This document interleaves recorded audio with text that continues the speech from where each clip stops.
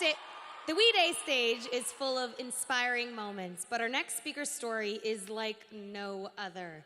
Here to remind us that we can find strength in a community when we share things in common, this is Ashley Murphy.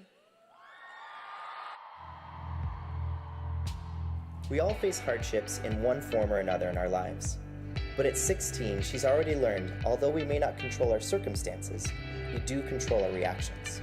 Her mantra, the best way to live life is with an open heart. Hello, We Day! Dinners at my house aren't typical family meals. There are 10 kids, so my mom makes enough food to feed an army. But what makes us special is more than just the head count. 8 of us have special needs. We've drawn inspiration from what may seem as our weaknesses and turned them into strengths. My brother, who is legally blind and a quadriplegic, and my sister, who is developmentally delayed, both volunteer with kids with physical disabilities. Every one of us, including my parents, is an active volunteer, and they have inspired me to find my own way to create change. I'm involved with the Think Pink Club at my school. We raise awareness about mental health issues and advocate against bullying to create a more supportive community. This past summer, I joined another kind of supportive community on a Me to We trip to East Africa with Free the Children. It really was a life-changing experience. I got to see zebras, lions, and elephants. I literally got to mix cement, carry bricks, and lay the foundation for a child's education. Believe it or not, these were just minor highlights of my trip. After an hour drive down dirt roads, I pulled up to the Baraka Health Clinic.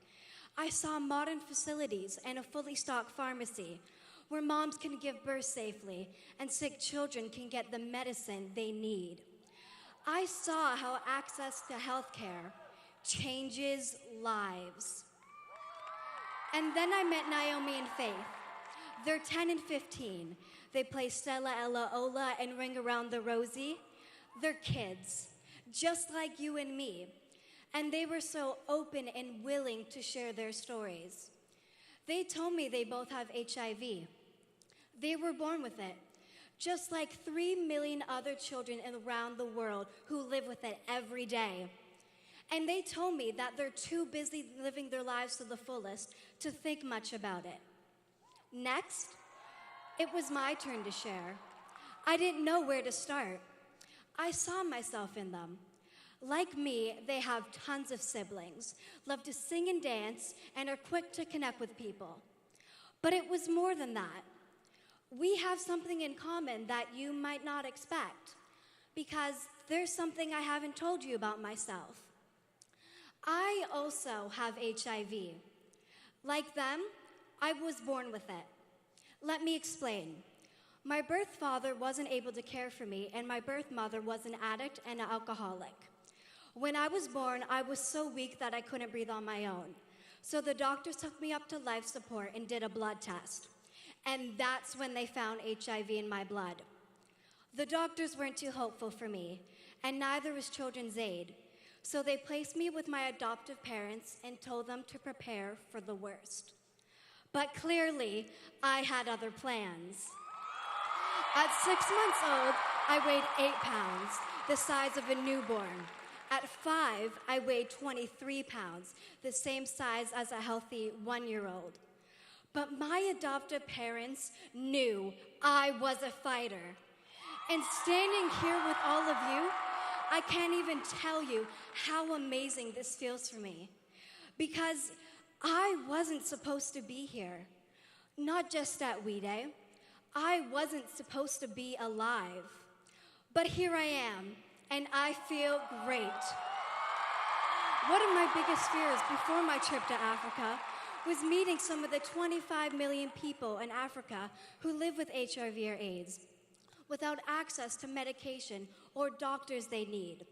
that I'd see firsthand the differences between HIV in Canada and HIV in Africa. That's why access to healthcare is so important. Naomi and Faith are alive because of healthcare. They are alive because of Baraka. I am here today on behalf of Naomi and Faith.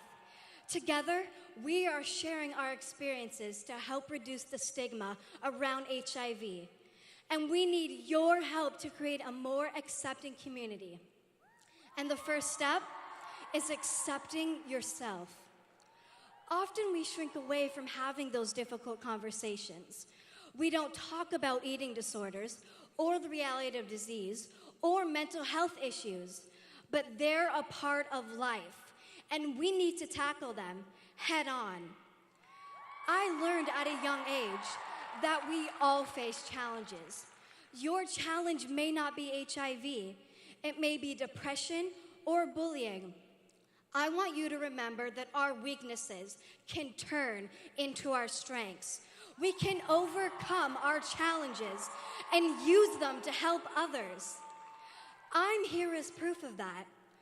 Don't be ashamed of what makes you unique. Rock your differences, own them, and be you. We all face doubts, and when I do, I think back to Naomi and Faith, and I know that I have the courage and bravery I need. I learned a lot about my own inner strength from them. I hope you learned a bit about yours from me. Thank you, We Day!